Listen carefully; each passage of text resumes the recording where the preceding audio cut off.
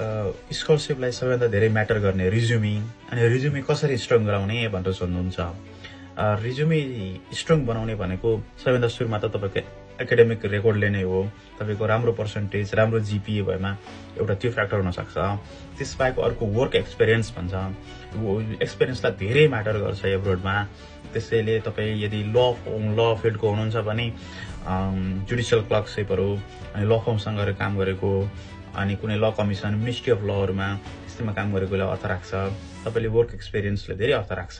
त्यस पछाडि अर्को छ तपाईँको लिडरसिप स्किल देख्ने कुराहरू, अनि एनजिओ आइएनजिओहरूमा तपाईँले गरेको भलिन्टियर एक्टिभिटिजहरू, अनि प्रोग्राम कोअर्डिनेटरको रूपमा केही प्रोग्रामहरू गर्नुभएको छ होला, कुनै ट्रेनिङहरूमा पार्टिसिपेट गर्नुभएको छ होला। ती ट्रेनिङहरूले पनि धेरै अर्थ राख्छ। अनि त्यो फिल्ड अफ इन्ट्रेस्ट अनुसार तपाईँको फिल्ड जुन फिल्डमा जाने हो त्यही फिल्डको ट्रेनिङले, फेरि बाहिरतिरको अरू फिल्डको ट्रेनिङले अर्थ राख्दैन। त्यसबाहेक अर्को अझ धेरै म्याटर गर्ने पब्लिकेसनले हो।